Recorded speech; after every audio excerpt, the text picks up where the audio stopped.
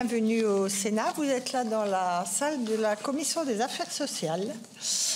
Voilà, bienvenue. Donc, mes chers collègues, nous allons démarrer notre audition, si vous le voulez bien. Donc, dans le cadre des travaux de notre mission d'information sur la santé périnatale et son organisation territoriale, nous entendons cet après-midi 3 associations agréées pour représenter les patients et les usagers du système de santé.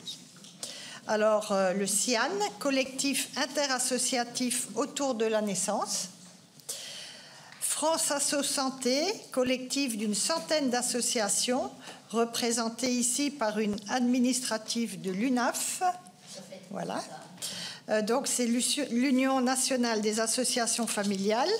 Et SOS Préma, association d'aide aux familles confrontées à la prématurité ou à l'hospitalisation de leur nouveau-né.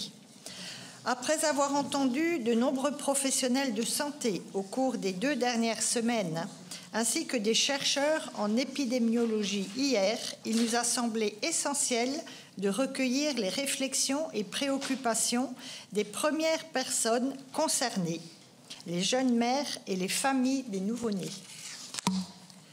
Nos premières auditions mettent en lumière une préoccupation générale sur la situation de la santé périnatale au regard des indicateurs de mortalité néonatale, infantile ou maternelle, mais aussi de différents facteurs de risque liés à un âge maternel plus tardif, à une augmentation de la précarité, à une plus forte prévalence de l'obésité et à une santé mentale dégradée.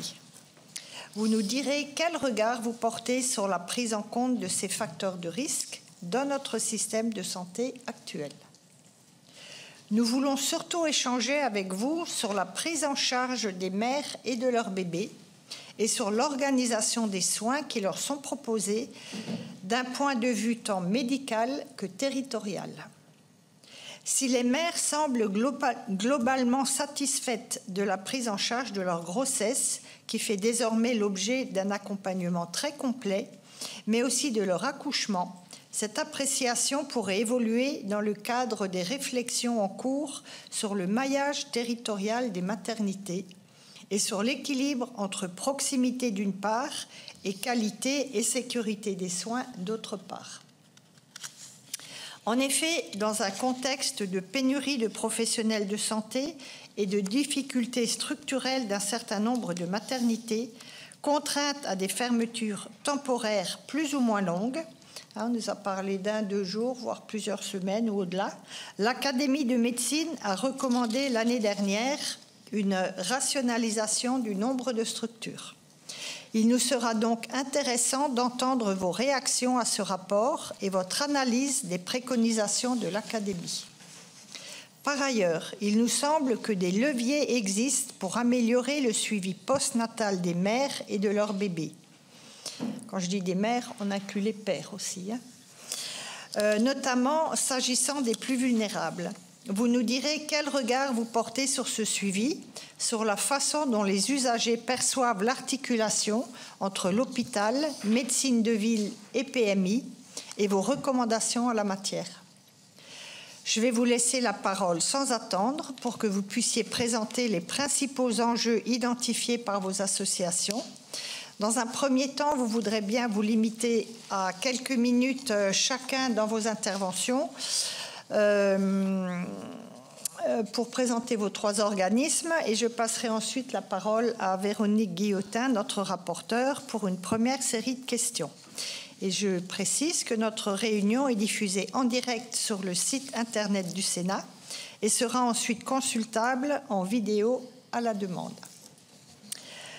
Voilà, je vous laisse la parole. Je ne sais pas dans quel sens vous voulez intervenir. Voilà, Madame Bouvard. Je vous laisse la parole. Merci. Vous avez un petit bouton. Voilà, oui. C'est parfait. Bonjour à tous, mesdames et messieurs les sénateurs, sénatrices, messieurs et madame les conseillers. Je vous remercie déjà de nous accueillir. C'est important dans le système de santé d'accueillir les usagers et nous sommes conscients de ce progrès. Je m'appelle Charlotte Bouvard.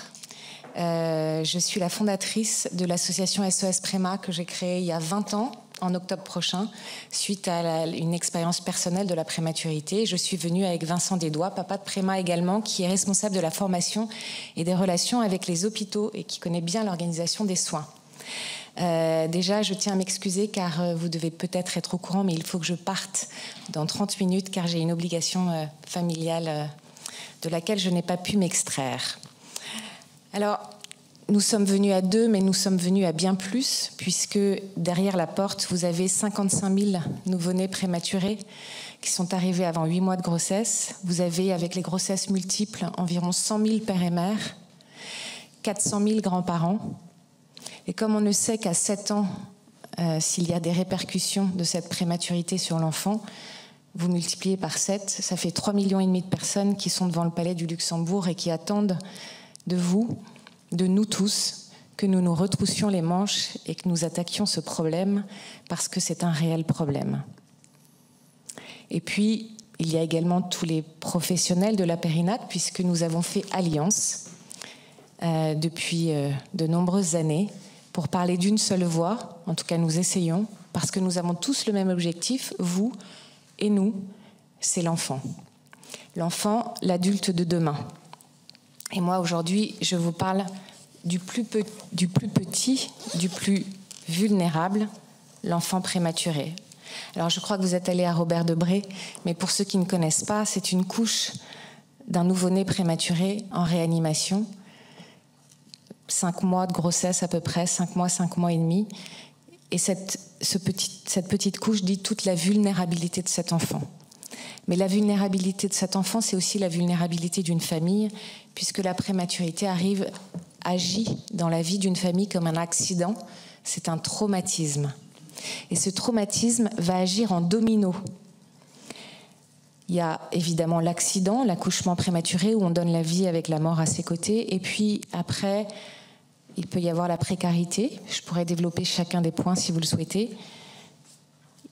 Les divorces, les dépressions. On a parlé de 19% dans les auditions que j'ai écoutées en replay. On est à plus de 40% pour les mamans de préma. On n'a pas de chiffres pour les pères, mais je pense qu'on ne doit pas être loin. Les divorces, ça je l'ai dit, les séquelles médicales. Autant de problèmes humains, sociaux, qui font que cette population est particulièrement vulnérable et qu'on doit en prendre soin. Et ce n'est pas de l'assistanat, c'est de l'assistance à famille en danger. L'équation est simple parce qu'on sait ce qu'il faut faire. Vous avez entendu les professionnels, ils ont des solutions, nous avons des solutions, tous ensemble à vous proposer, mais elle est complexe parce qu'elle touche à un système tout entier. Et c'est un gros travail et il faut beaucoup de courage politique pour s'y attaquer parce qu'elle implique la réorganisation des accouchements avec la fermeture des petites maternités, et ça je vais y revenir.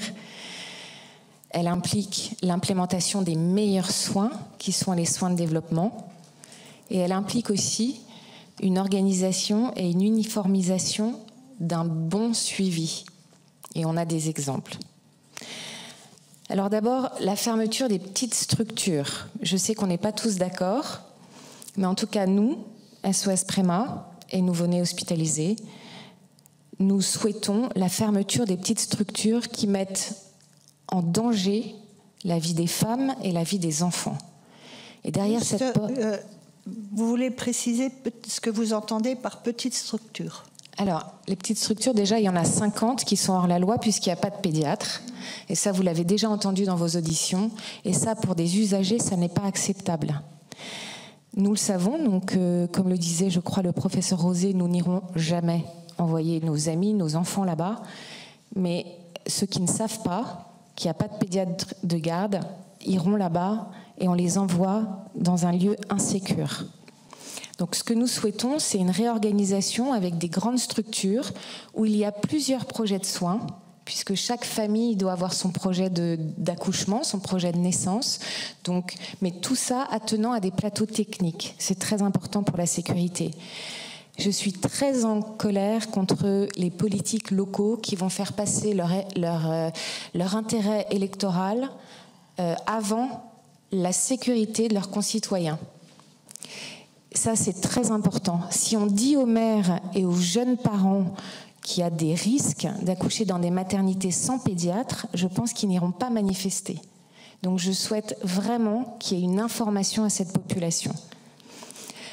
Ensuite, la deuxième chose, il faut implémenter les meilleurs soins. Alors les meilleurs soins, on les connaît, il suffit de regarder vers le nord, donc dans les pays du nord, ce sont les soins de développement. Alors les soins de développement, je ne sais pas si on vous en a déjà parlé, ce sont des soins individualisés, centrés sur l'enfant et sa famille, qui sont basés sur l'observation de l'enfant. Et pour ça, en filigrane, enfin en obligation, vous avez la présence des parents 24/24. Tout est très connu. En 2010, donc on a déjà perdu 14 ans, en 2010, il y a des études, une étude scientifique qui prouve que les soins de développement qui impliquent les parents 24/24 avec des soins donnés par les parents, allaitement, peau à peau, réduisent le temps d'hospitalisation de 5,3 jours, améliorent le développement de l'enfant à tous les niveaux, neuro, moteur, etc., et améliore le lien parent-enfant. Qu'est-ce qu'on attend pour rendre ces soins de développement obligatoires ? Ensuite, il faut organiser et uniformiser un suivi de qualité. Pour ça, nous avons des exemples. Cocon, par exemple, je ne sais pas si vous en avez entendu parler, qui vient du sud de la France et qui est en train de s'étendre. Et puis Vincent, ici, pourra vous donner d'autres exemples puisqu'il connaît bien. Voilà, je pense que j'ai fait le tour assez rapidement, mais ce que je voudrais vous dire, c'est que ça va faire 20 ans en octobre prochain qu'on est sur le terrain. On vous offre notre expertise, nous sommes nombreux, on a 85 antennes en France. On vous offre cette expertise, mais il faut du courage politique, alors on compte sur vous, vraiment. Et je vous remercie de m'avoir écouté. Merci bien. Avant de passer la parole, je voulais vous demander, est-ce que vous connaissez le nombre de prématurés qui naissent en maternité de type 1 ? Est-ce que vous avez des chiffres, des statistiques par rapport aux maternités de type 2 et 3 ou est-ce que vous pouvez nous les communiquer si vous ne les avez pas Souvent, les accouchements, enfin, parfois, ça ne se passe pas au bon endroit, malheureusement. Mais en tout cas, sur ces 55 000 naissances, vous avez 85% des naissances qui sont entre 7 et 8 mois, 15% qui sont en dessous de 7 mois et donc qui nécessitent probablement une réanimation. Enfin, après, ça va dépendre de la maturité pulmonaire, etc. Mais non, je ne peux pas vous dire exactement ceux qui sont au mauvais endroit, mais je pense que la SFN pourra vous répondre là-dessus. Si je peux me permettre juste en complément, c'est des chiffres qui sont très difficiles à avoir parce que c'est des choses dont les gens ne se vendent pas. On sait qu'aujourd'hui ça s'appelle des outborn et qu'un outborn, c'est pas ce qu'on cherche à avoir et très souvent ils nous font pas des rapports détaillés sur le nombre d'enfants qui naissent pas au bon endroit déjà entre les niveaux 2A, 2B et 3 et c'est vrai que les naissances sur une mauvaise orientation souvent, mais on y reviendra après je pense aussi, sur les mauvaises orientations, il y en a, ça c'est sûr, et il y en a beaucoup trop, et je pense qu'il y en a beaucoup plus qu'on ne pense surtout. C'est un problème récurrent. On n'a pas de données implémentées, c'est-à-dire qu'on a des données fragmentées et il n'y a pas de données consolidées, donc je ne pense pas qu'il y ait de aujourd'hui, j'ose espérer qu'il y ait une transparence dans les déclarations, etc. Mais sauf que les événements ne sont pas reliés au type de maternité. Donc il faut, je pense, avancer sur le sujet, mais pour le moment, on n'arrive pas à savoir, voilà, parce que c'est lié au mode de recueil de données et de consolidation de la donnée. Voilà, on a un problème de recueil de données puisqu'on n'a pas de registre. Et je crois qu'on est le seul pays qui n'a pas de registre. Mais je voulais savoir si, par l'intermédiaire de votre association, vous auriez pu avoir des informations. Voilà.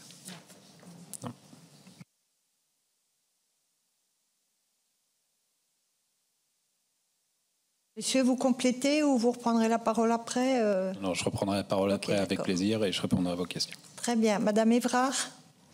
Oui, bonjour mesdames, messieurs, merci de me recevoir. Je représente ici le collectif interassociatif autour de la naissance, donc un collectif d'une vingtaine d'associations qui interviennent dans le champ qui va du désir d'enfant jusqu'au premier mois avec l'enfant. Nous avons à la fois des associations généralistes, des associations qui sont ciblées sur certains types de situations, femmes ayant vécu ou allant vivre une césarienne, femmes avec des pathologies particulières. Et puis nous avons une association francophone, la phare, donc qui s'occupe plutôt des liens avec les autres associations dans la francophonie.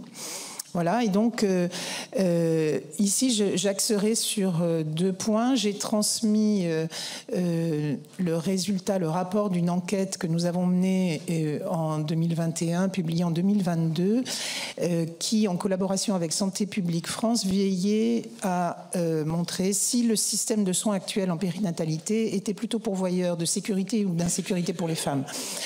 Malheureusement, le système... Oui. Femmes et bébés, et nous parlions de la sécurité du vécu. Or, en fait, il ressort que, sauf sur quelques points spécifiques, et bien qu'effectivement les femmes dans l'enquête nationale périnatale se déclarent globalement satisfaites de leur suivi, le suivi de grossesse et l'organisation des soins étaient globalement un facteur d'insécurité maternelle. Ce qui est paradoxal en fait. Et c'était pas un facteur d'insécurité forcément médicale, bien que j'y reviendrai, on peut aussi avoir ces aspects-là, mais c'était un réel facteur de stress et d'insécurité personnelle et émotionnelle.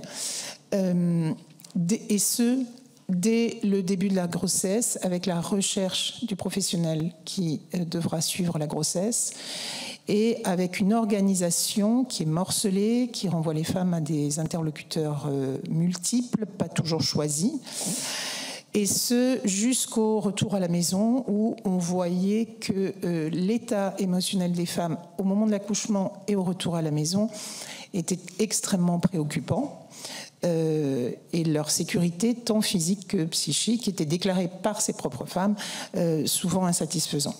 Donc, ces enquêtes ont bien entendu... Attendez, je vous interromps. Vous parlez de l'état émotionnel dû justement à cette difficulté de trouver les professionnels ou à l'émotion naturelle? Non, vraiment lié au parcours. C'est ça, au parcours, à la fois donc, dans la recherche du professionnel, dans la recherche du lieu de naissance. Et je mettrai l'accent sur le fait que non seulement les femmes en milieu rural, où on se dit, bon, bien sûr, elles sont éloignées des maternités, connaissent ces difficultés, mais il ne faut pas oublier les zones urbaines ou périurbaines, parce que, en fait, la maternité n'est pas forcément facile d'accès. La question des transports pour des populations qui n'ont pas forcément accès à un transport personnel est compliqué.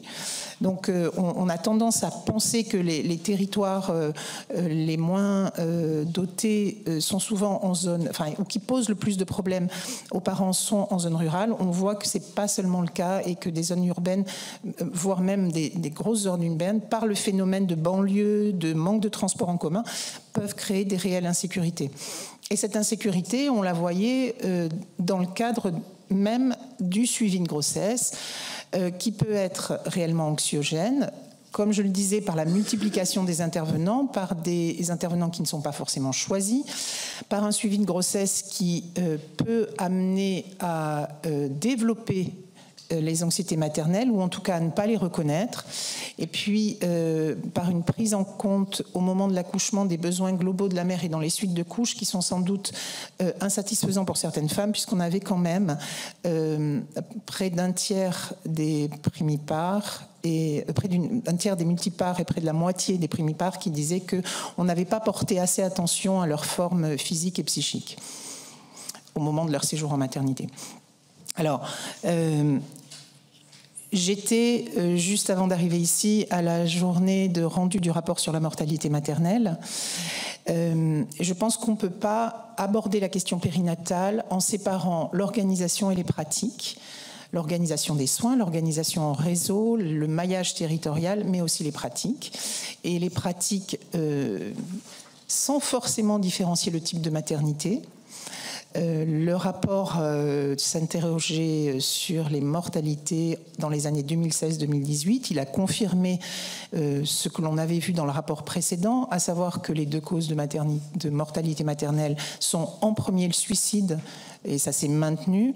Et les rapporteurs nous faisaient remarquer qu'on était encore dans la période avant Covid, alors que la santé mentale ne s'est pas améliorée après la pandémie, et qu'ils craignent des chiffres qui iront en se dégradant sur ce point-là.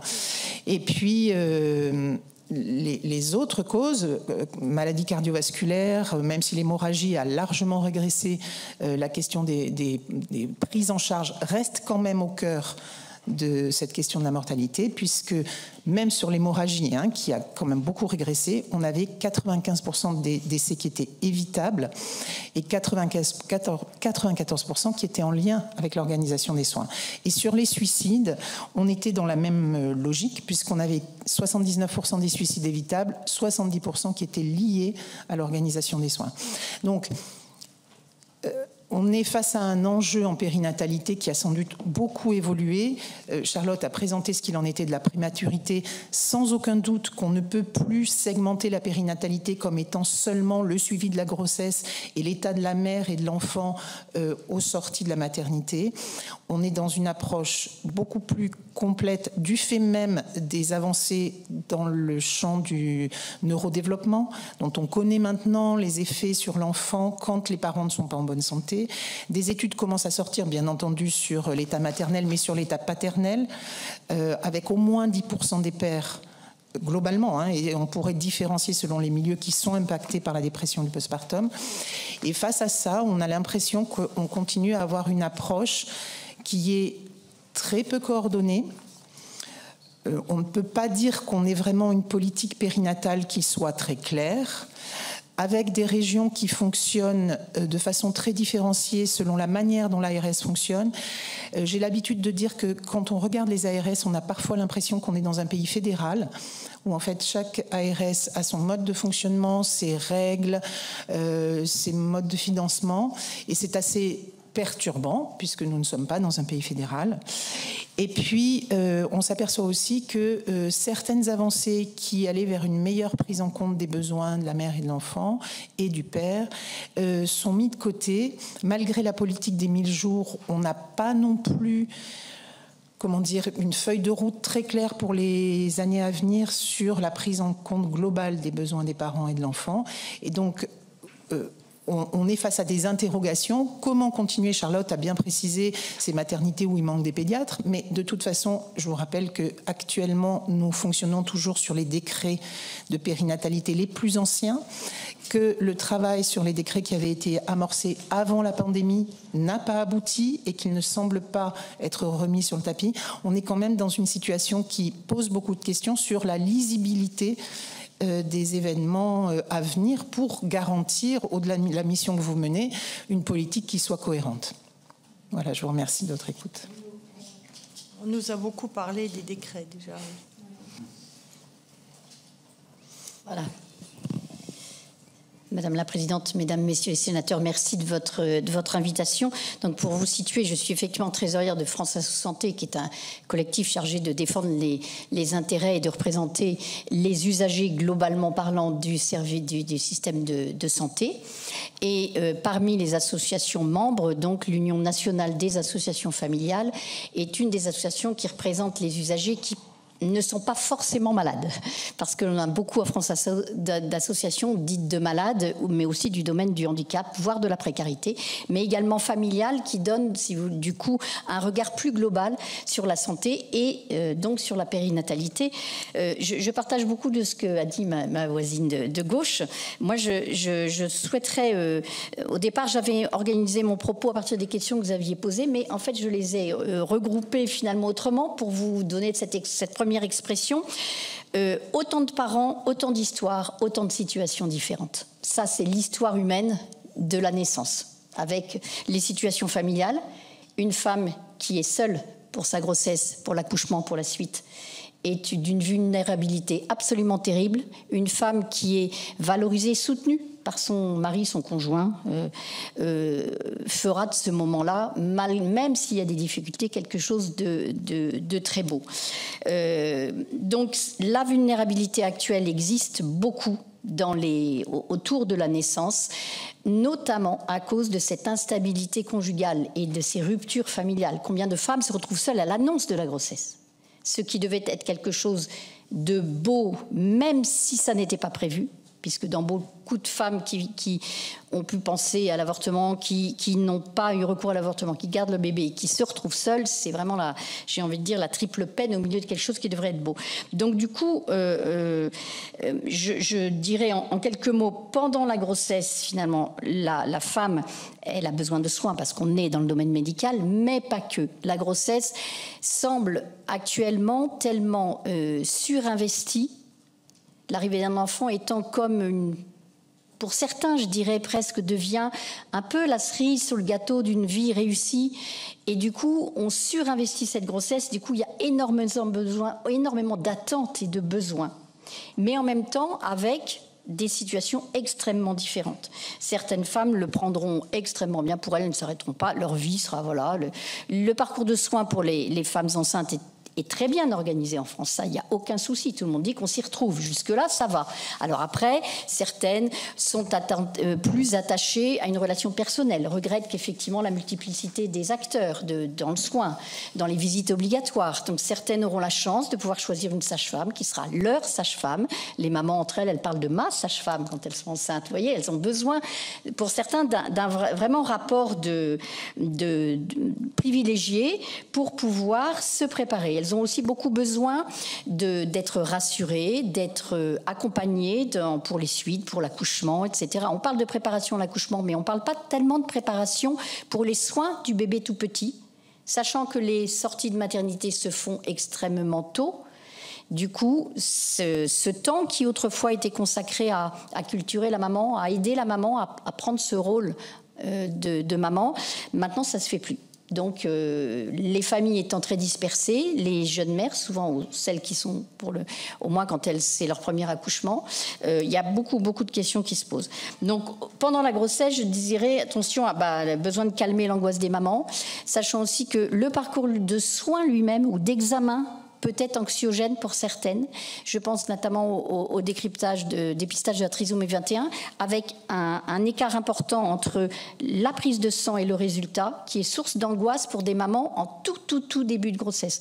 Donc voilà, le climat est pour certaines très anxiogène et donc mérite de reconsidérer la grossesse comme quelque chose de naturel, malgré le besoin de soins, et notamment dans des grossesses qui se passent mal et qui en plus peuvent arriver à de la prématurité.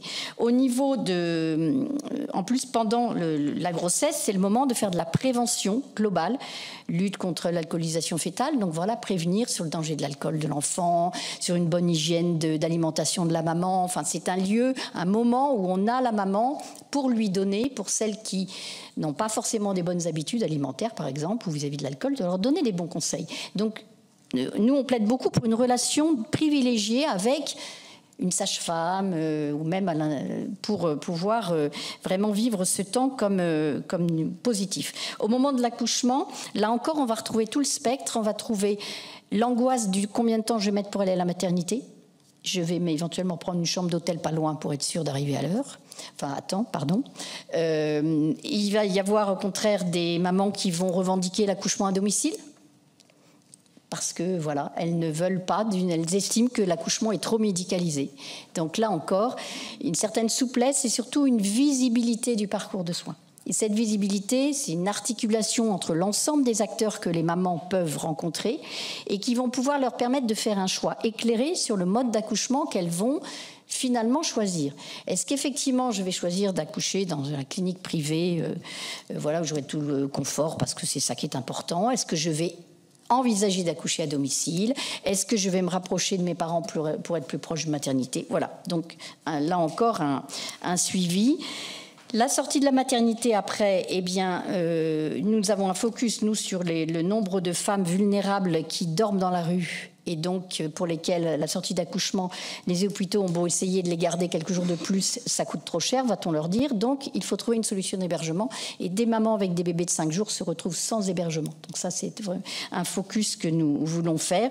D'ailleurs, le dispositif Prado existait, était un très beau dispositif de passage d'une sage-femme à domicile. C'était à la fois, ça permettait aux mamans de poser des questions qu'elles n'avaient pas le temps de poser à la maternité, d'être suivies, avec le risque, ceci étant, c'est pour ça que tout n'est jamais, il n'y a pas de solution idéale. Parce qu'il y avait des mamans qui, au contraire, ne voulaient pas ouvrir à la sage-femme. Elles ne voulaient pas que la sage-femme les voie en pleurs, pas maquillées, enfin voilà, la situation un peu de détresse, et en même temps, elles avaient besoin d'aide, mais elles avaient peur de montrer qu'elles étaient en détresse. Donc c'est toujours cette question de l'isolement qui crée la vulnérabilité, essentiellement, et qui demande des réponses à ce moment-là, d'aller vers. La réponse peut être également une bonne information et de donner plus de moyens à la PMI. Parce que c'est, là encore, il y a eu plusieurs rapports. Hein. Moi, je siège au Conseil économique, social et environnemental. Il y avait un rapport de la Commission des affaires sociales sur la PMI, hein, sur le fait que c'est mal connu et qu'il n'y a plus de moyens. Or, c'était pourtant, au moins dans les villes, des lieux de proximité faciles pour lesquels les femmes pouvaient facilement se rendre. Voilà. Et ensuite, une fois que la maman est sortie des premiers temps, la question se pose du temps passé avec l'enfant et de la nécessité de repartir travailler très vite à 2 mois et demi pour certaines mamans qui souhaiteraient pouvoir avoir plus de temps avec leur enfant. Et là, on va toucher à un sujet qui n'est pas purement périnatal, mais qui est une façon de donner des moyens à un bon vécu de cette époque-là. C'est le congé de naissance, congé parental mieux rémunéré, qui est une demande des femmes, de certaines du moins, pour passer plus de temps avec leur enfant. Et ça, beaucoup n'osent pas le dire parce que l'idée, c'est qu'on doit rester la superwoman. Donc, à 3 mois, quand l'enfant a 3 mois, on doit repartir en courant au boulot, ce qui est très vrai pour certaines et beaucoup moins pour d'autres. Voilà, dans un premier temps, ce que je vous souhaitais vous... Très bien. Je vais donner la parole à Véronique Guillotin. Merci Madame la Présidente. Merci déjà d'être présente et présent, d'avoir livré un peu vos expériences de vie pour les uns et récolté la parole des membres, entre guillemets, de vos associations. Alors, on voit bien qu'il y a on a la vision d'un accouchement prématuré, donc qui s'est mal... passé, en tout cas qui s'est interrompue, une grossesse qui s'est interrompue prématurément, et puis l'expression d'un collectif de familles plus généraliste, c'est-à-dire où les choses se sont mieux passées. Alors moi, à partir de ça, j'ai quand même une question à vous poser, parce que le but de cette mission, c'est de se dire... quel est l'équilibre? Alors, est-ce qu'aujourd'hui, en France, les résultats globaux sont satisfaisants pour la sécurité de la maman et de l'enfant? Encore un article dans Le Monde aujourd'hui sur la fameuse mortalité infantile dit, sans être catastrophique, qu'on pourrait quand même mieux faire dans notre pays. C'est lié à quoi? Alors, il y a des facteurs individuels, vous les avez un peu évoqués, des facteurs d'organisation de soins et des facteurs territoriaux. C'est un peu le sujet sur lequel nous voulons aller. Alors, vous avez été très clair. Voilà, voilà, moi j'aurais aimé avoir un peu plus de précision sur quel équilibre vous semble acceptable entre proximité et sécurité. J'ai beaucoup entendu dans vos critères le confort, la proximité de la famille. Vous avez parlé de cliniques privées, des choses comme ça, la distance, la proximité. Oui, j'ai pas beaucoup entendu le mot sécurité.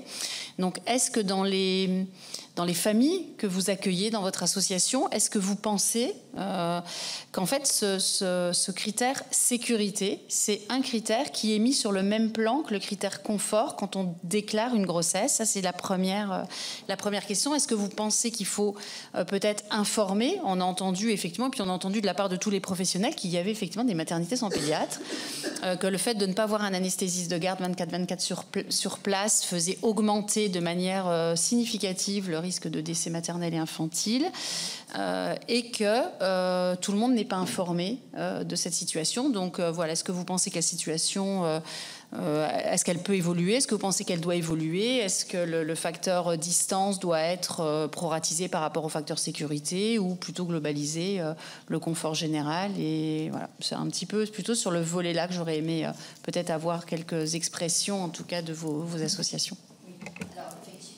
Pardon. Oui, sur la sécurité, tout à fait. Et notamment, certaines associations qui sont autour du handicap vont l'exprimer en termes de toute femme, même par exemple avec une déficience mentale légère qui va être enceinte, va avoir besoin d'un accueil particulier. Et donc, forcément, il va y avoir une demande particulière de trouver le bon lieu. Et après, sur la sécurité, oui, bien sûr, beaucoup de femmes choisissent d'aller accoucher à un certain endroit et pas à d'autres. C'est-à-dire que dans un territoire donné, les établissements hospitaliers, notamment autour de la naissance, eh ben, ils ont une réputation et qui est parfois très difficile à contrer. Et donc, beaucoup de femmes se disent « Moi, je n'irai pas accoucher là parce que il n'y a pas de pédiatre », alors parfois on ne leur dira pas. Mais... Pardon, oui. Moi, ce qui m'intéresse, c'est effectivement, il y a l'histoire de la réputation, mais moi, la réputation ne fait pas, en fait, pour moi, vraiment le facteur sécurité. Je voulais savoir si vous avez des recueils, si les familles vous dites « je n'y vais pas parce qu'il n'y a pas d'équipe de pédiatre, parce qu'il n'y a pas d'anesthésiste », ou alors si c'est juste un sentiment ou une réputation globale. C'est un peu ça qui nous intéresserait. J'ai envie de dire qu'il y a les deux, mais oui, bien sûr, quand il n'y a pas de pédiatre, s'il n'y a pas l'infrastructure qui va les rassurer en cas de pépin d'accouchement, c'est évident qu'elles iront choisir une structure, sauf celles qui sont tellement zen qu'elles disent « moi je vais accoucher chez moi ». Mais il y en a aussi toute une partie qui a besoin de s'assurer que le lieu de prise en charge. Et ça, c'est les questions qu'elles vont poser pendant la grossesse. Et à mon avis, au niveau des personnels qui les prendront en charge, que ce soit hospitalier ou que ce soit en libéral, la question de la sécurisation de l'accouchement se pose. Et c'est clair. Et certaines vont faire des choix exprimés, tout à fait. Oui, oui. Pardon, j'ai été perturbé. Faut aussi réfléchir à l'information qui est faite à ces mères. C'est-à-dire que, évidemment, que si elle a à maternité équivalente, à service rendu équivalent pour le confort et tout ce qui a occupé aussi le début du propos, et qu'à service rendu équivalent, elle a le choix d'aller accoucher dans une maternité où elle aura un anesthésiste de garde 24/24 et un pédiatre, et en face d'elle la même maternité mais sans le pédiatre et sans l'anesthésiste, évidemment que le choix est déjà fait. Hein, c'est pas une question de choix, c'est une question de logique. Après, peut-être que d'autres vont le faire après, hein, parce qu'on sait aussi effectivement cette notion le côté héréditaire, d'aller accoucher quelque part. Ma grand-mère a accouché là-bas et du coup ma mère a accouché là-bas, donc du coup peut-être qu'avec ma femme on se pose la question d'aller accoucher là-bas. Ça, on sait que ça existe aussi, mais du moment où on fait rentrer cette notion de sécurité dans la balance, évidemment que le côté sécuritaire est un choix prépondérant pour ces familles. Maintenant, c'est vraiment une question d'accès à cette information, tout comme on ne saura... J'espère qu'on saura un jour combien il y a d'outbound dans les niveaux 1. Mais je ne suis pas sûr qu'il y ait un registre live de la présence d'anesthésistes dans les maternités, ni le fait qu'un pédiatre n'y soit pas. La seule façon de le faire savoir au grand public, c'est de fermer cette maternité par manque de pédiatre. C'est ce qui est arrivé, contraint et forcé, suite à des départs dans certaines maternités, et ça a été évoqué. Là, forcément, la presse s'en est fait écho parce que c'est un événement. Souvent, effectivement, c'est peut-être moins visible dans les grandes villes, comme le disait Anne. Et merci pour ce propos, Anne, parce que c'est vrai que souvent, on se concentre sur un sujet qui m'est cher, c'est-à-dire les déserts médicaux. Et on oublie un peu aussi cette difficulté d'accès aux soins dans les grandes villes. Mais il est vrai que c'est aussi un critère à prendre en compte pour ces familles-là, évidemment, ouais, bien sûr. Si je puis me permettre, je pense que quand même on a une évolution des positions des parents et une des conclusions de notre enquête, c'était de demander que les maternités diffusent beaucoup plus clairement leurs indicateurs de pratique. C'est-à-dire que non seulement il y a la présence des soignants, ce qui n'est pas toujours clair sur les sites des maternités, certaines maternités n'ayant d'ailleurs un site que assez léger, mais de surcroît les indicateurs de pratique, c'est-à-dire les taux de césarienne, les taux d'extraction instrumentale, les taux de déclenchement, voilà, ces indicateurs qui peuvent tracer, en donnant quelques différenciations, et c'est faisable, hein. L'Île-de-France a une carte interactive des maternités qui trace des éléments poussés, comme même allant jusqu'à l'épisiotomie, le recours, voilà. Et donc ces indicateurs sont vraiment demandés par les parents aujourd'hui. Et les maternités, quand cette carte interactive est sortie, les sociétés savantes n'étaient pas toutes enthousiastes parce qu'elles ont estimé que ça allait faire une sorte de benchmarking entre les maternités, mais disons les choses telles qu'elles sont. Pourquoi est-ce qu'on irait dans un endroit où il y a un recours au déclenchement pour un type de maternité égale qui est 2 fois, 3 fois supérieur à celui de la maternité codée?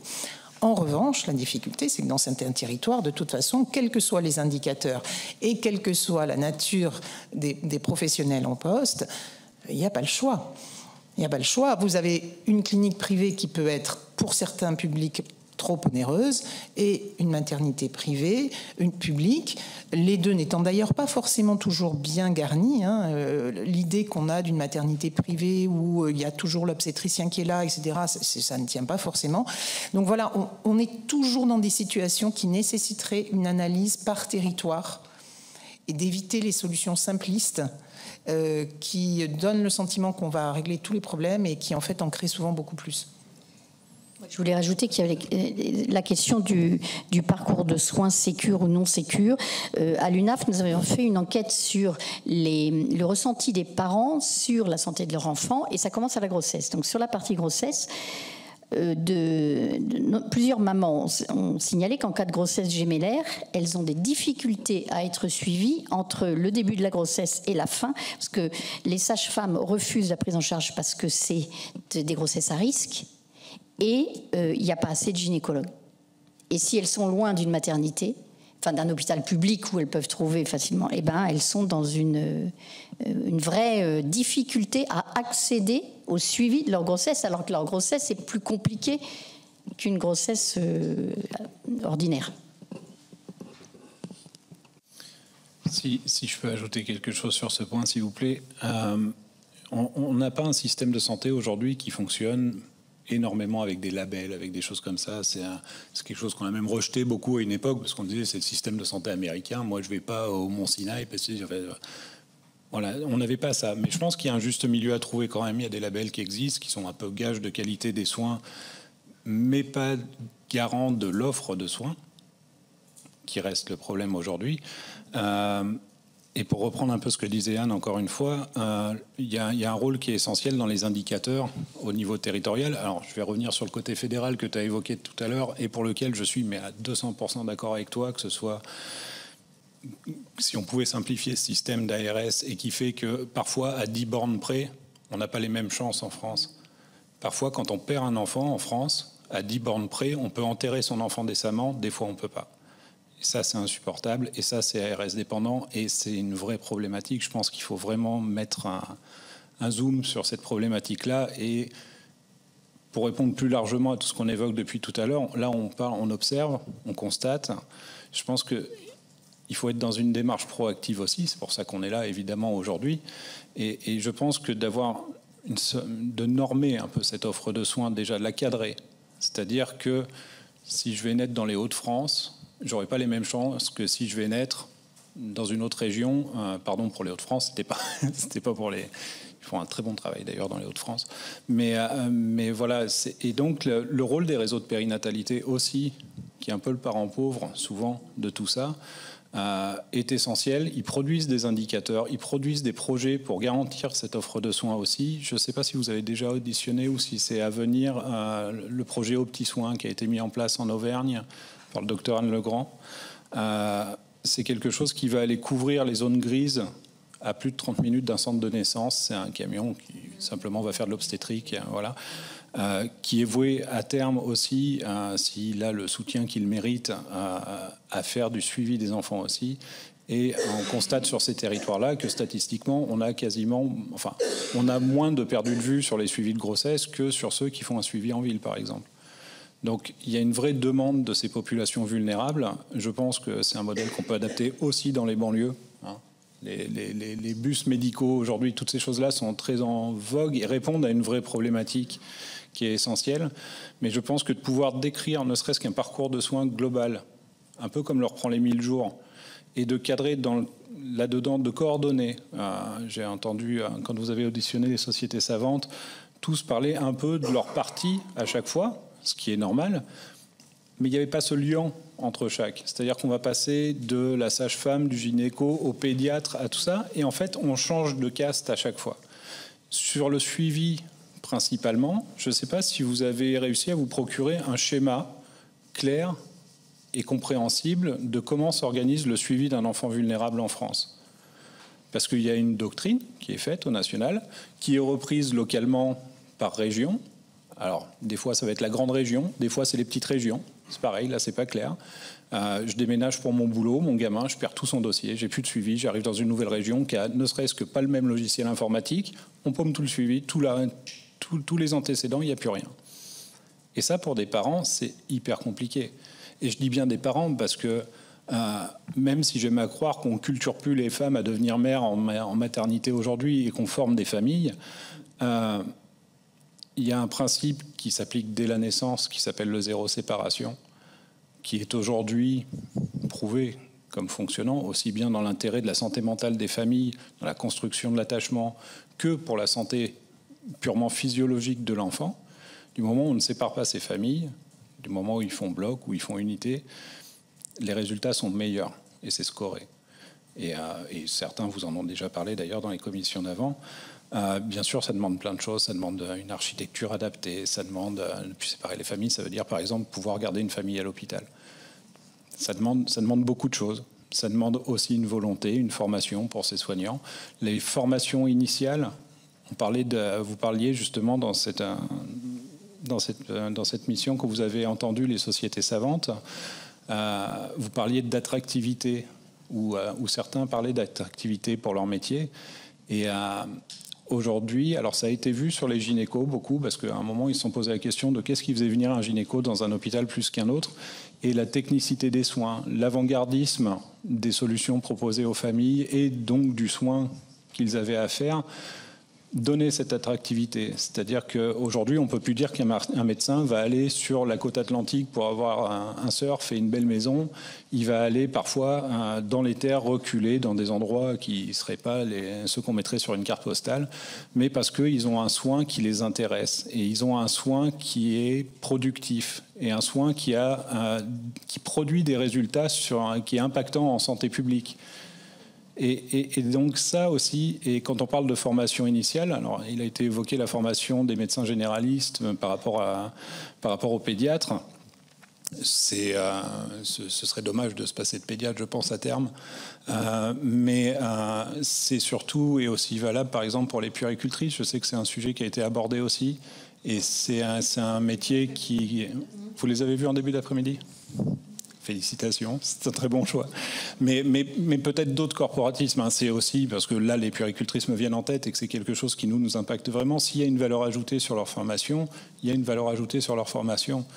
Il y a des fois des infirmières dans le tronc commun de formation d'une infirmière. Si elles ont fait de la pédiatrie, déjà, on a de la chance. Si elles arrivent en néonatologie, qu'il faut passer un KTVO, une voie centrale, sur un bébé de 500 grammes, les premiers essais qu'elles font, c'est sur un gamin vivant. Il faut quand même être conscient de ça. Hein. Donc la formation initiale, c'est aussi une problématique. Et on sait que justement, intégrer, comme le disait Charlotte tout à l'heure, ces soins centrés sur l'enfant et la famille, dès le parcours initial, mais même des pédiatres, pas uniquement des puéricultrices, des infirmières, des auxiliaires de puériculture, que me pardonnent toutes celles que j'oublie dans tout ce système de santé, mais c'est essentiel de voir cette approche globale systémique. Et global systémique, on va toucher à la prévention avant. On parlait des outborn tout à l'heure, ceux qui naissent en niveau 1, mais c'est même pas une problématique que de naître en niveau 1. C'est-à-dire que les grossesses, généralement, oui, tout va bien. On parlait tout à l'heure de comment éveiller sur les problèmes de sécurité, mais on s'en soucie pas tant que tout va bien. Et nous, toutes les familles, c'est ce qu'elles nous disent. C'est nous, si Charlotte parle d'accident de la vie, de traumatisme, c'est qu'en fait, c'est des choses qui vous arrivent pleine tête, que vous ne voyez pas arriver. Si vous le voyez arriver, évidemment que vous avez une action préventive et que vous essayez d'anticiper ce qui pourrait mal se passer. Mais quand ça se passe mal, c'est que ça s'est mal passé et c'est pas qu'on l'a voulu. Après, on est plus ou moins éveillés tous à tout ça. Et il ne faut pas oublier que dans cette salle, nous, on s'intéresse tous à ce sujet-là. Et pour aller à l'autre bout de tout ça, quand on parle de suivi, le suivi, c'est une catastrophe si on n'est pas pris en charge dès le début. Il faut savoir que sur les enfants vulnérables, il y a des critères d'inclusion dans les réseaux de suivi aujourd'hui qui font que parfois à 10 grammes près ou à une journée près, on a un suivi ou on n'a pas de suivi. Et ça aussi, c'est une problématique, c'est une question d'offre de soins aussi derrière, parce qu'il faut pouvoir accueillir tous ces enfants dans un suivi, ça c'est évident. Mais si on formait plus de monde à ce suivi, si on avait un parcours de suivi uniforme sur tout le territoire, avec des portes de sortie, parce que tout va bien, mais aussi des portes d'entrée. On a créé les PCO, on a rajouté cette couche au réseau de périnatalité pour les orientations tardives. Il faut aussi être conscient que quand on est parent, qu'on a cette espèce de carte avec tous les points d'entrée différents. C'est-à-dire, je peux tomber sur une PCO, un réseau, un médecin un peu éveillé à ça. Coup de bol, mon pédiatre, c'est un gars qui est adhérent au réseau de périnatalité du coin. Bon, bah très bien. Pour un parent, il pose la feuille par terre, prend une fléchette, il lâche, il tombe là. Mais c'est tout. Et après, il est paumé. Ils sont tous paumés dans ces systèmes-là. Tandis que si c'était clairement défini que peu importe qui j'aille voir comme référent de soins autour de moi, que ce soit mon pédiatre, que ce soit ma sage-femme, que ce soit mon gynéco sur mon suivi post-grossesse, que ce soit...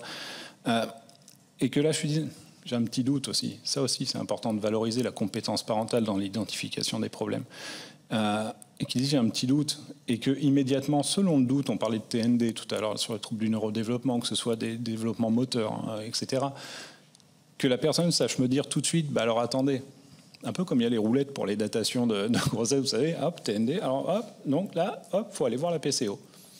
Et ben, très bien. Et la PCO, oui, très bien, vous arrivez sur recommandation 2, j'ai été averti, voilà. Le parent apparaît expliqué pour la 20e fois qu'il a une problématique, c'est important aussi. Et derrière, bah, la PCO va savoir l'orienter comme il faut, vers la bonne personne, sensibiliser à l'importance de tout ça aussi. C'est essentiel, mais on pourrait parler des heures aussi de prévention sur les grossesses, de qu'est-ce que je fais si ça se passe mal ou si j'ai un doute. Voilà, je pense que si on arrivait à faire une trame complète de tout ça, déjà, ça va recouper avec les questions de nos collègues. Donc Patrice Joly a demandé la parole. Merci, mais il se trouve que j'ai dit ce que j'avais à dire à Madame Bouvard sur ses propos scandaleux, que je trouvais inacceptables au regard de l'attitude des élus, et que j'aurais apprécié effectivement d'avoir des excuses de sa part. Elle m'a dit que son père avait été transformé parlementaire. De mon point de vue, c'est que nous n'avions ni les mêmes méthodes, ni les mêmes objectifs, puis c'est ça qu'elle cherchait à me démontrer. Par ailleurs, bon, je reste là.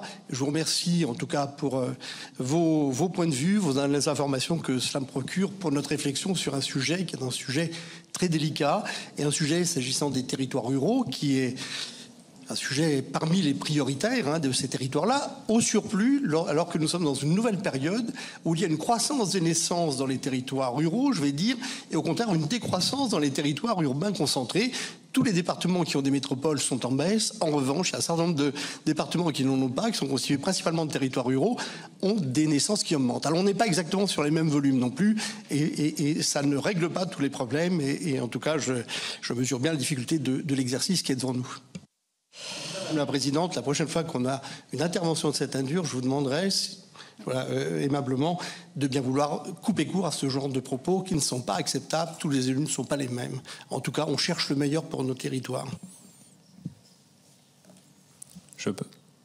Tu voulais, Anne ? Oui, c'est sans doute une raison qui fait, parce que les élus veulent le meilleur pour le territoire, qu'une réflexion ciblée par territoire, justement, pour la question des fermetures de maternité ou des maintiens, avec une réflexion qui serait une réflexion globale, c'est-à-dire qui puisse intégrer, avec un processus commun d'une région à l'autre, et là aussi, pas seulement guidé en fonction des types d'ARS, qui puisse intégrer l'ensemble des acteurs dans une vraie démarche collaborative. On entend souvent, mais on avait informé la population, et puis aujourd'hui, ils râlent, ils manifestent. En fait, l'information, ce n'est pas une démarche collaborative. La démarche collaborative, c'est d'associer des acteurs pour la réflexion elle-même. Donc, revenir justement au niveau du territoire, avec une vision plus globale, comprendre ce qui se passe, est-ce que tous les enjeux sont pris en compte, est-ce que tous les types de populations sur un territoire sont pris en compte, parce que parfois on a l'impression, juste parce que c'est un territoire, que tout le monde est pareil sur ce territoire.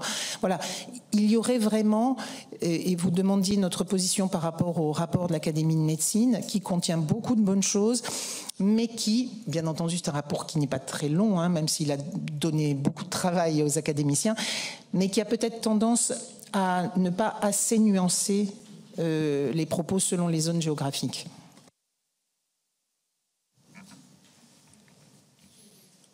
Alors, mais voilà. Oui. Merci beaucoup. Jocelyne Guidez. Jocelyne Guidez qui a beaucoup travaillé d'ailleurs sur tout ce qui est troubles des troubles du neurodéveloppement, dont le TDAH. Alors, je vais juste revenir quand même sur ce qui a été dit là à l'instant, puisque nous aussi, on a eu la maternité de supprimer. Et c'est vrai que je crois qu'en tant qu'élu, c'est un arrachement, quoi. Voilà. Et que c'est vrai qu'on se bat aussi pour nos administrés, parce qu'une maternité dans nos communes... Mais moi, bon, j'en veux pas la petite dame, hein, voilà, parce que je l'ai pas compris comme ça en plus. Mais c'est vrai que en tant qu'élu, ben oui, on se bat parce que on a l'impression qu'on nous arrache un bras, excusez-moi de l'expression, mais parce que ça représente beaucoup de choses, quoi, une maternité. Et puis parce que je me suis aperçue qu'il y a eu beaucoup de maternités qui avaient disparu, et que malheureusement, la mortalité, ça n'a pas empêché la mortalité d'augmenter.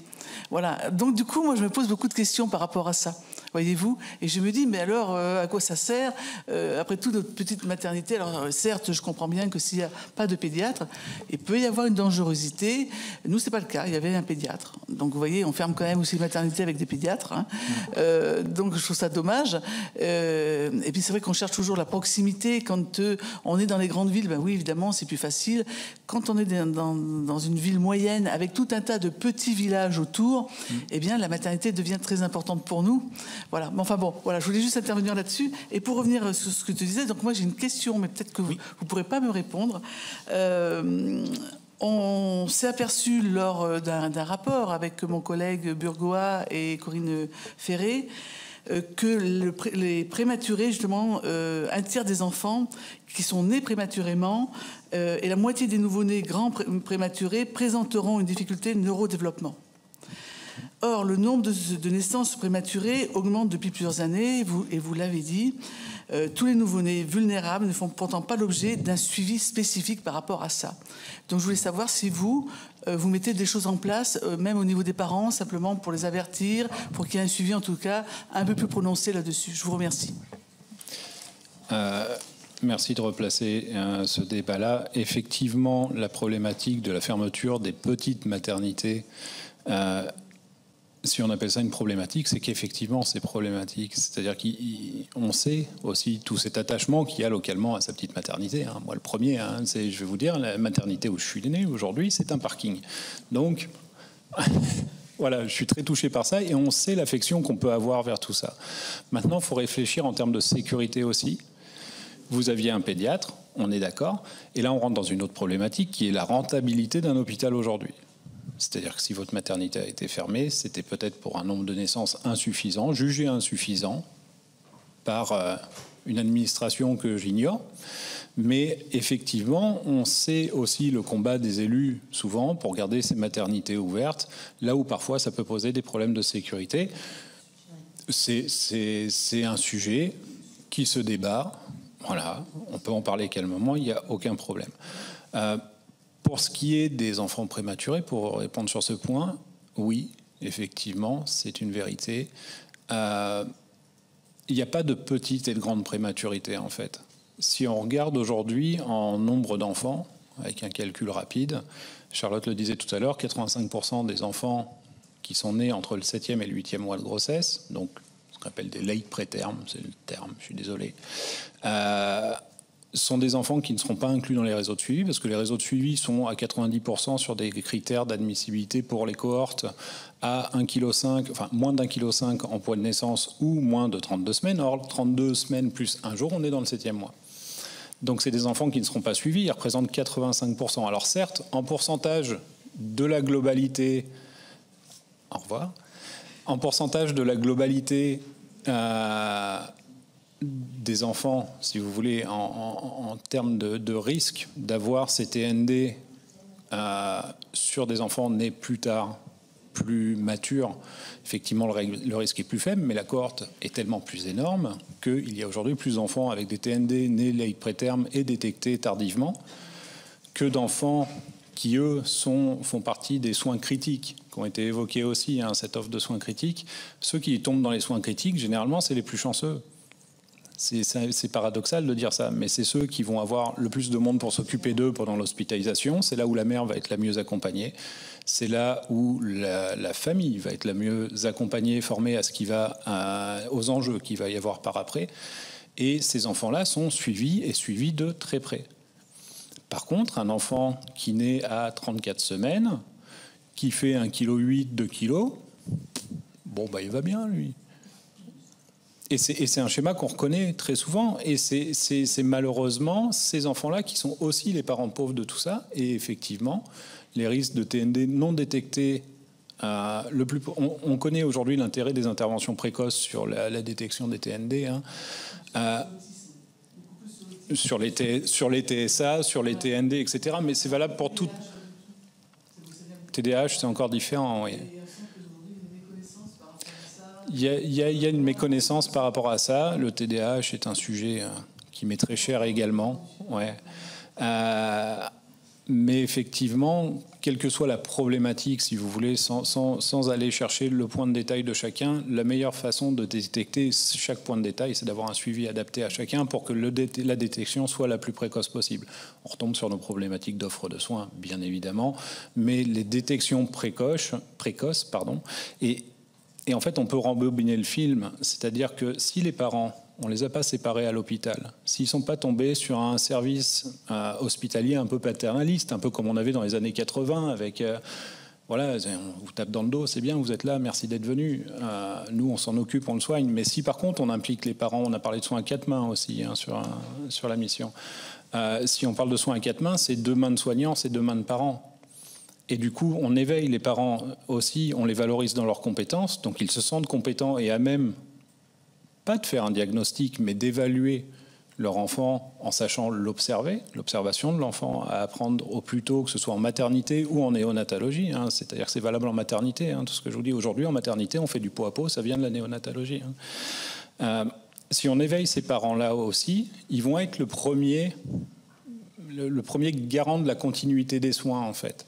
Et en étant ce garant de la continuité des soins, ils vont pouvoir avoir cette détection précoce pour ces enfants qui ne sont pas inclus dans les réseaux de suivi. C'est pas pallier à un manque, on s'en sortira pas comme ça, ils sont pas médecins, mais par contre, ils peuvent avoir cette détection. Mais pour ça, il faut qu'ils soient éveillés dès le début, il ne faut pas qu'on les sépare de leur enfant.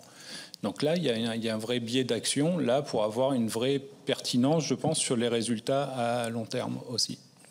Et sur ce point précis, il ne faut pas oublier que la dépression des mères est un facteur important de troubles du neurodéveloppement à court et à long terme. On avait 16% des femmes qui déclaraient, chez qui on a dépisté une dépression du postpartum dans la dernière enquête périnatale. On sait très bien que le dépistage est tout à fait en dessous de la réalité.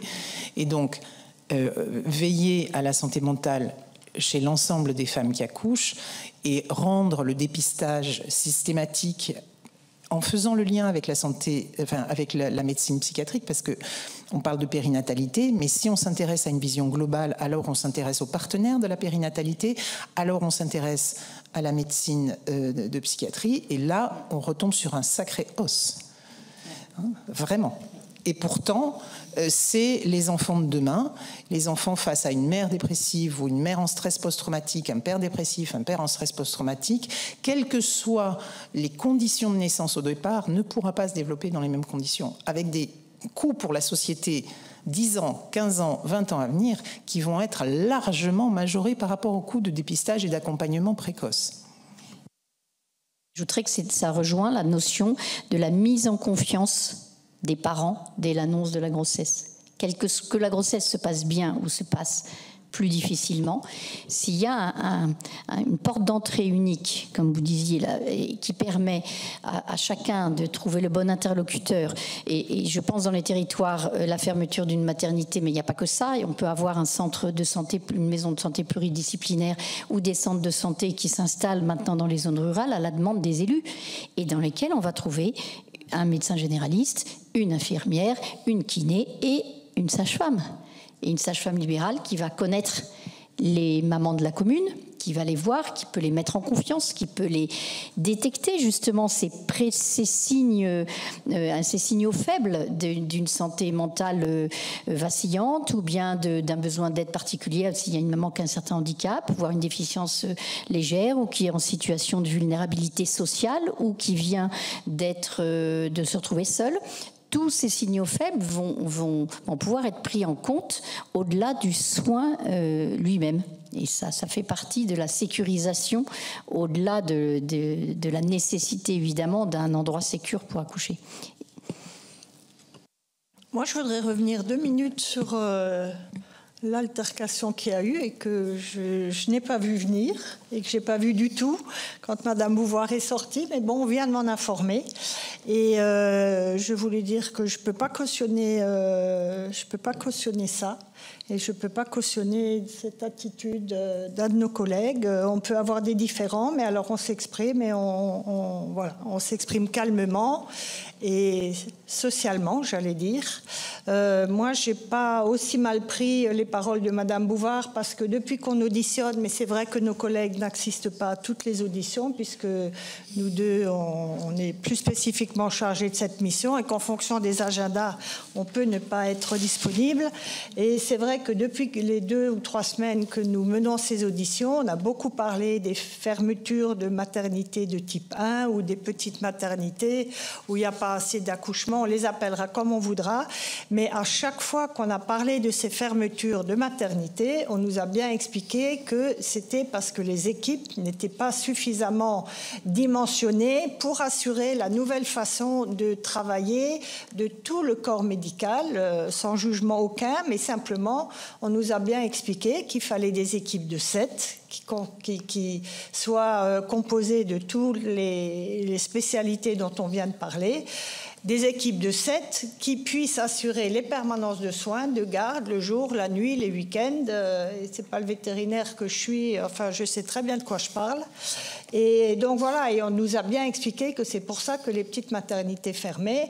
Et comme disait ma collègue Guidez très gentiment, effectivement, quand on est élu, on n'aime pas le voir, mais c'est pas pour ça qu'on va forcément aller contre quelque chose qui est inéluctable. Voilà, donc simplement, parenthèse fermée, si vous me permettez, mais c'est vrai que ce qu'on me rapporte, voilà, ça me fait un peu sortir de mes gonds en sens inverse et que je ne peux pas cautionner ça. Voilà, je vous remercie Madame pour Beauvoir, cet aparté. je pense que on l'appellera. Voilà, nous ne sommes pas habitués, en fait, au Sénat à avoir des auditions enfin, elles peuvent être les rapports de vue peuvent être complètement différents, avoir des positions bien campées. Enfin bon, ça chacun doit le respecter, mais je pense que la première des choses, c'est de respecter à la fois la parole et à la fois le ressenti de chacun, parce que derrière ça il y a des histoires, on l'a bien senti, à la fois personnelles et douloureuses. Voilà. Ma chère Marie-Pierre Richet, je te laisse la parole. Merci Madame la Présidente. Alors, je n'ai pas forcément de questions. Moi, d'abord, je voulais vous remercier pour vos interventions. Madame, vous avez parlé des PMI tout à l'heure. Je pense que là, il y a une faille aussi très très importante parce que autant les femmes dans leur globalité, je ne vais pas parler de petites, grandes maternités, sont quand même relativement bien suivies, autant une fois qu'elles ont accouché, c'est le désert. Parce qu'on parle beaucoup du suivi par les sages-femmes, mais quand une femme sort de maternité, faut-il encore qu'il y ait une sage-femme? On parle qu'elle vienne à domicile, c'est pas vrai, ce n'est pas vrai dans beaucoup de cas, et beaucoup de femmes ignorent le rôle des PMI, c'est-à-dire que pour elles, c'est plutôt pour des personnes en difficulté sociale et elles n'ont pas conscience que ça s'ouvre à tout le monde justement et qu'il y a du personnel pour les accompagner. Donc il y a avant la naissance, mais il y a après. Et moi je trouve qu'il y a un vide après parce que effectivement les pédiatres c'est un sujet, mais c'est un sujet pour après aussi parce que bien il y a de moins en moins de pédiatres. Si on prend sur l'Île-de-France, beaucoup ne sont plus conventionnés. Et donc, ces pédiatres, et puis la PMI qui n'est pas connue, c'est quand même un gouffre pour la parentalité derrière. Donc, je pense qu'il y a un travail à faire au niveau de la PMI. Et puis, juste rebondir sur l'offre de soins, c'est-à-dire tous les professionnels qui entourent la famille. Moi, je pense qu'au-delà des indicateurs qui, pour moi, sont très importants, si je prends l'exemple des césariennes, on a vu qu'il y a des pourcentages qui vont de 4% à 40%, je crois, de mémoire, à 40% de césariennes. Ça pose question quand même. Enfin, pour qui est le confort ? Je ferme la parenthèse, mais ça pose quand même question. L'offre de soins ne suffit pas, mais si on a toute l'offre de soins et que l'organisation n'est pas là, quid de la sécurité ? Si je puis me permettre, sur la PMI, je pense que la question de la connaissance par les parents est un point important, mais la question des moyens est cruciale. Je vous donne un petit exemple que j'ai vécu. J'ai été appelée, puisque nous avons une ligne d'écoute, par une femme enceinte qui subissait des violences conjugales graves et qui avait besoin d'être rapidement mis en sécurité. C'est des cas spécifiques, mais c'est un peu ces événements qui sont la pointe de l'iceberg et qui montrent comment le reste fonctionne. Elle ne vivait pas dans un territoire isolé puisqu'elle vivait à Cannes. Vous voyez, hein, c'est quand même une conurbation. Je viens de cette région, donc qui est très urbaine. Cette dame étant dans un état psychologique qui l'empêchait de réussir à appeler quelqu'un d'autre que nous, j'ai donc essayé de joindre la PMI. Il m'a fallu 2 matinées pour que la PMI de Cagnes réponde, et je tombe sur quelqu'un qui me dit « Mais enfin, pourquoi est-ce que vous nous appelez ? Là, on est en pleine réunion. » Je dis « Je suis désolée, mais voilà la situation. » « Ah oui, mais alors, on n'a plus de sage-femme, on en aura peut-être une dans 2 mois, il faut appeler celle de Mandelieu, autre ville, que j'ai réussi à avoir, qui m'a expliqué qu'effectivement, voilà, sur ce territoire, elle couvrait Mandelieu, Cagnes, Cagnes-sur-Mer, et qu'elle allait essayer de faire ce qu'elle pouvait, ce qu'elle a fait, au prix où elle me disait « Je rentre tous les soirs chez moi avec une immense frustration », ce qu'on peut comprendre. Donc vous voyez, la connaissance, oui, mais quels sont les moyens dans un système où la PMI est déléguée à chaque organisation locale, on va dire, à chaque tendance locale, à chaque préoccupation des élus locaux, pour obtenir, dans un pays qui devrait offrir la même qualité de soins partout, que ce soit en poste ou en prénatal, obtenir des services qui se ressemblent au moins dans les moyens qui leur sont accordés. Quand les PMI existent, c'est quand même dommage qu'il n'y ait pas cette information. Je sais très bien qu'il y a un problème au niveau des structures de PMI pour beaucoup, mais il y a aussi des PMI qui peuvent accueillir et accompagner. Et c'est en cela que je disais que c'est quand même dommage de passer à côté quand il n'y a pas l'offre médicale. Mais par exemple, Vincent a parlé des réseaux de santé périnatale qui effectivement sont les parents un peu pauvres du système. Dans le cadre des réseaux de santé périnatale, il y a une vraie collaboration et une connaissance mutuelle des différents professionnels du secteur qui, du coup, sont en confiance pour orienter aussi leurs patientes et les familles. Quand les gens ne se connaissent pas, ils n'orientent pas.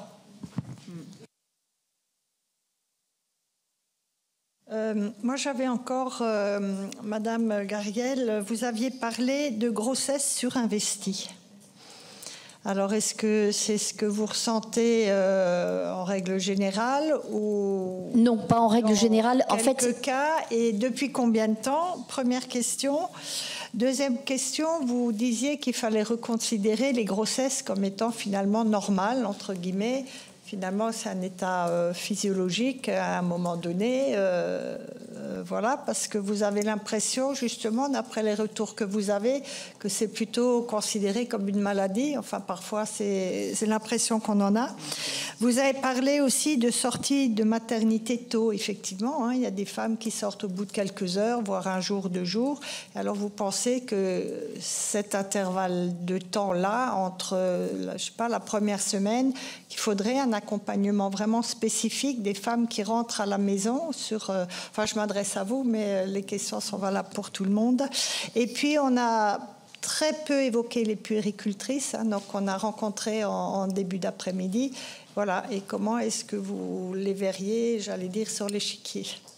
Les si je peux me permettre de parler comme ça. Très clairement, donc d'abord tout ce que je peux dire, c'est remonter beaucoup d'expériences de nos associations. Tout on dit, on n'a pas de chiffres, on n'a pas assez d'études, à part l'étude de l'UNAF sur le ressenti. Mais l'étude de l'UNAF, c'était une étude quali sur le ressenti des parents sur la santé de leur enfant. Donc vous voyez, c'est, je l'avoue, hein, c'est pour ça que je vous le dis. C'est une des premières choses qu'on a appris finalement. Ça c'est clair. Alors sur la question des infirmières puéricultrices, oui, des retours de regret qu'elles ne puissent pas être en libéral, parce qu'elles seraient un maillon de proximité dans les fameuses maisons de santé.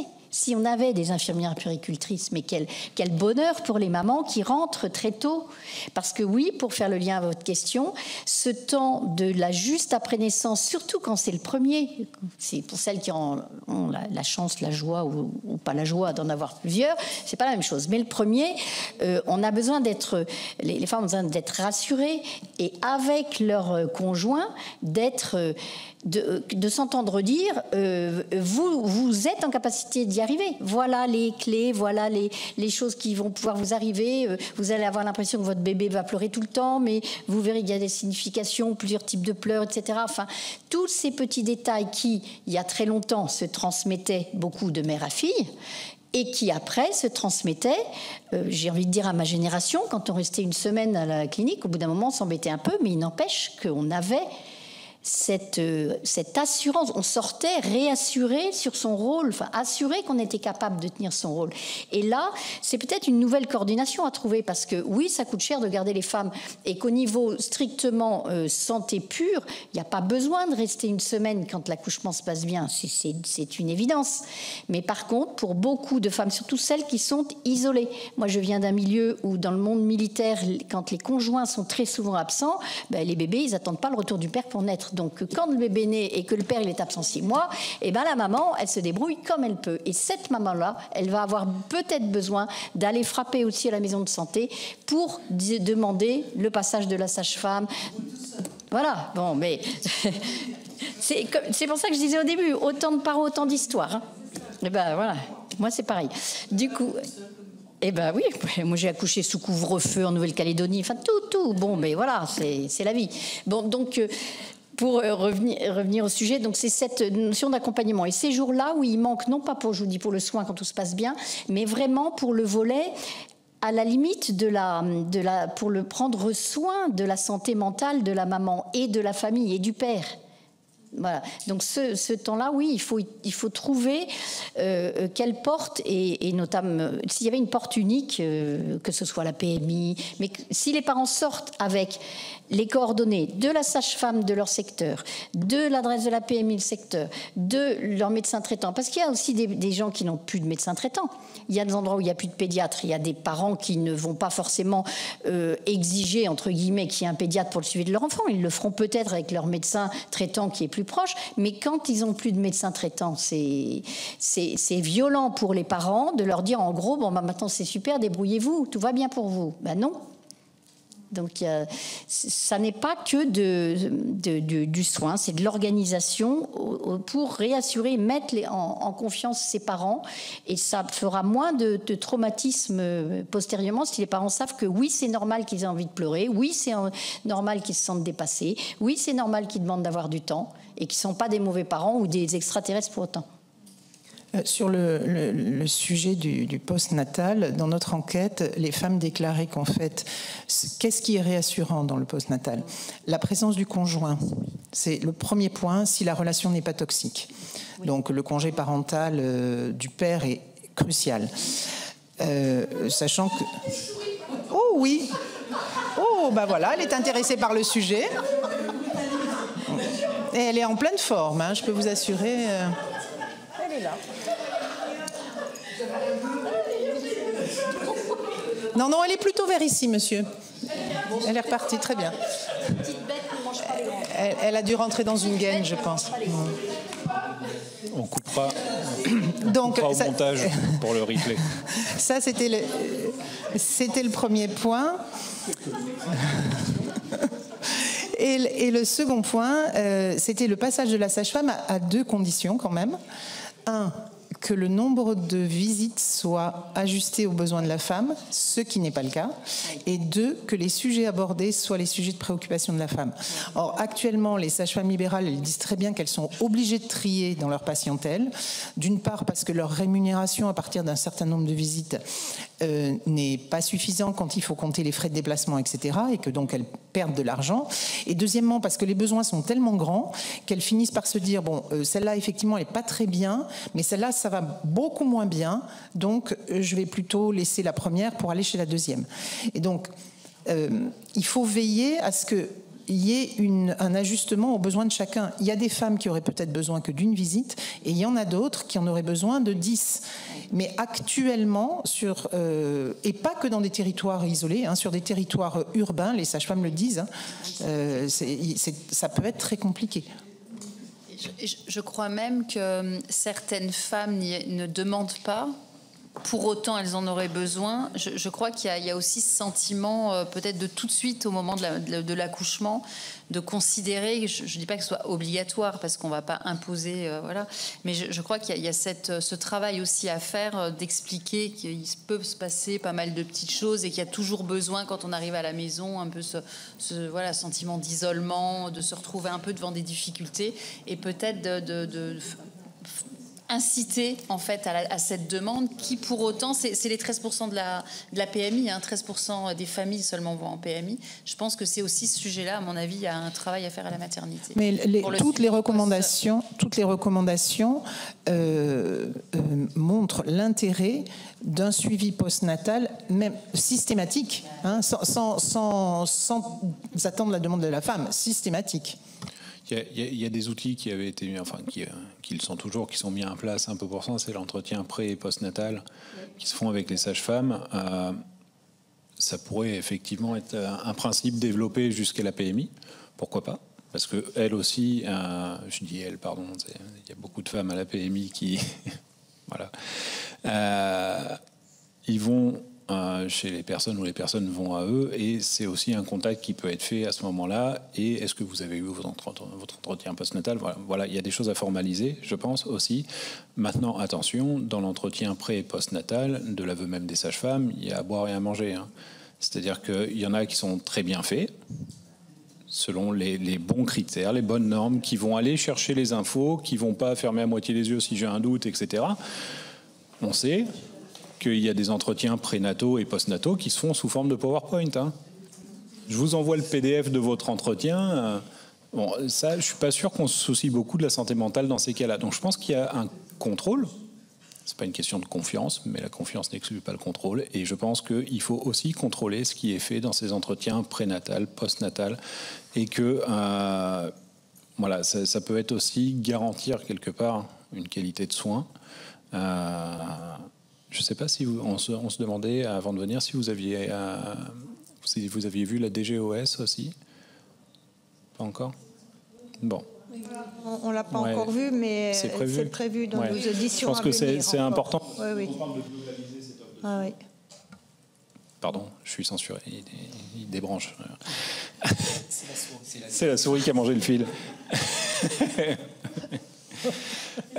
Quand on essaye de globaliser une offre de soins, je pense que c'est important de les entendre aussi, et ils sont vecteurs de ça, l'HAS aussi, et voilà, et c'est tout le défi, je pense aussi, qui attend un peu cette mission, c'est de réussir à individualiser un soin, ce que tu disais, c'est-à-dire que d'avoir un soin individualisé à chacun, parce que comme ça a été dit aussi en introduction, chaque histoire est différente, il n'y a pas deux naissances qui sont les mêmes, sauf pour les jumeaux, mais... Et encore. D'accord, oui. Et encore, exact. Il n'y a pas de naissances qui sont identiques, donc il faut avoir un soin individualisé, mais dans un système qui doit être global.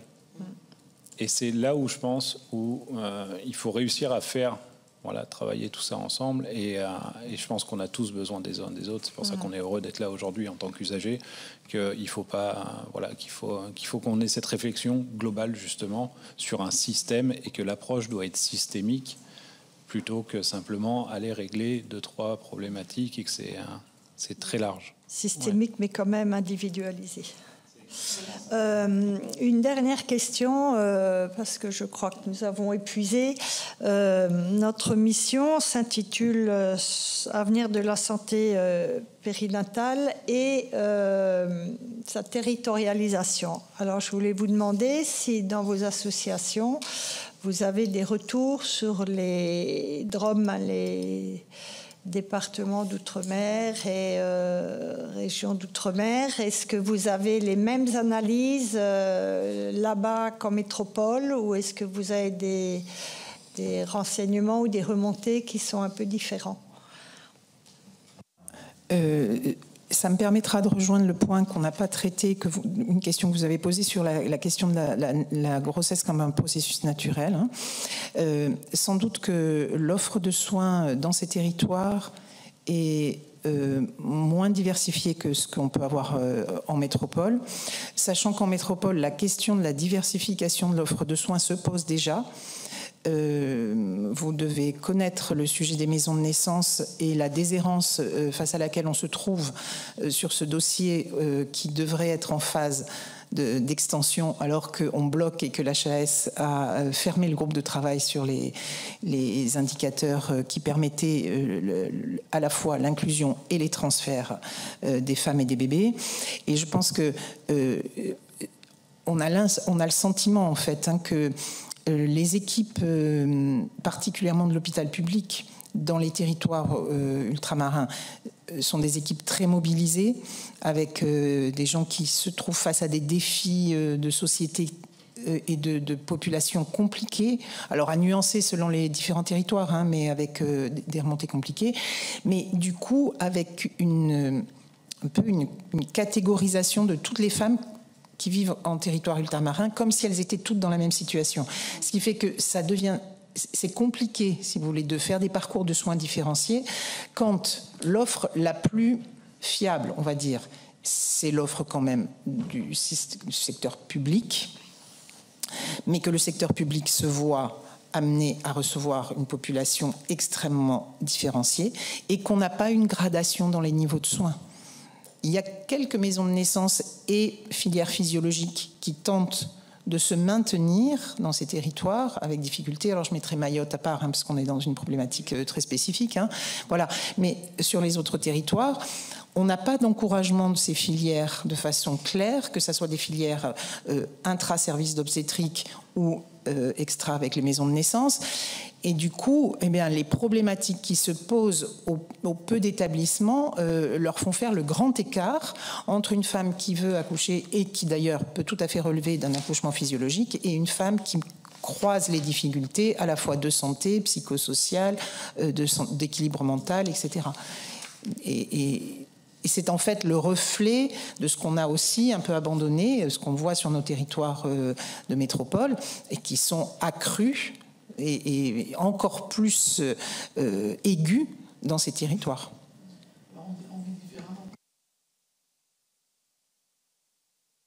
Voilà, je dis, on vit différemment aussi.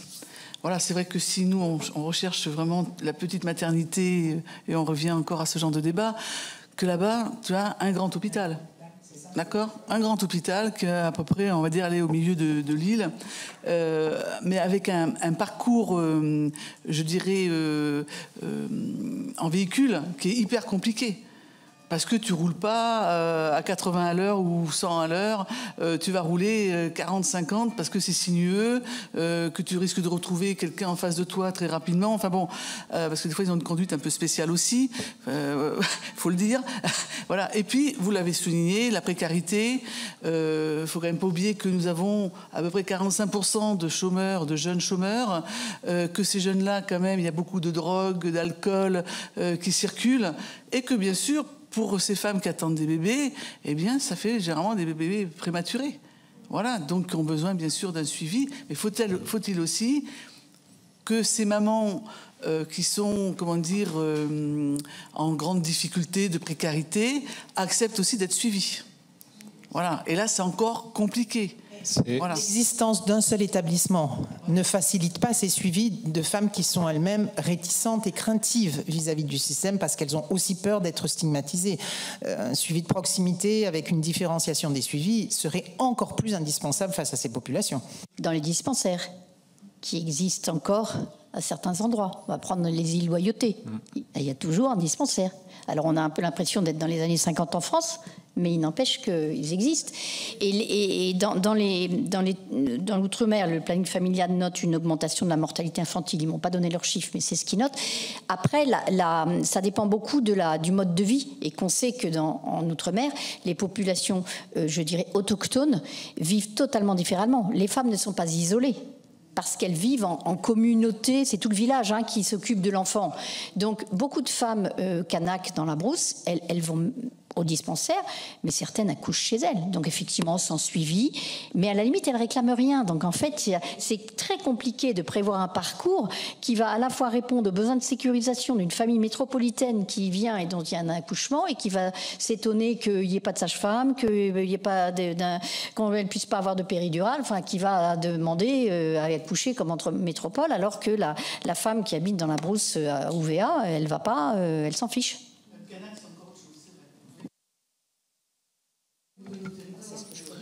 Oui, les questions de précarité, évidemment, sont centrales, et de vulnérabilité plus globale sociale. Donc là, on retombe sur des problématiques de politique sociale qui ont un impact sur la politique de périnatalité aussi. Pour faire juste un focus, si ça peut vous aider, sur la prématurité, on est à 7,8% des naissances en France. Dans les DROM, on est à plus de 10%, on touche les 11-12%.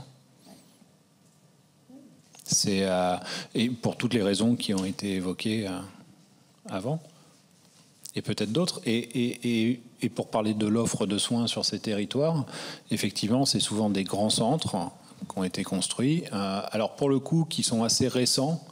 Pour prendre l'exemple de la Réunion, alors on mettra de côté la Guadeloupe qui a brûlé il n'y a pas longtemps et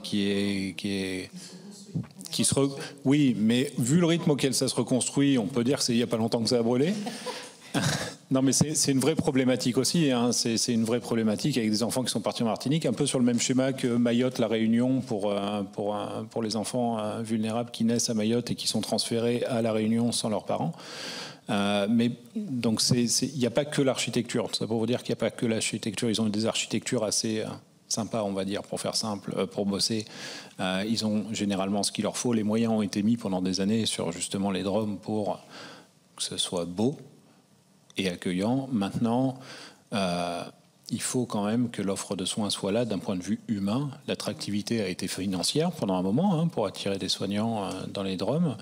Je ne dis pas que c'est la solution à tout, mais ce qui est sûr, c'est qu'ils font face par contre aux mêmes problématiques d'offre de soins avec un manque d'attractivité pour le métier et des services qui se vident de leurs soignants.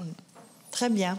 Écoutez, il me reste à vous remercier d'être venu, d'avoir partagé et d'avoir échangé avec nous dans le cadre de cette audition.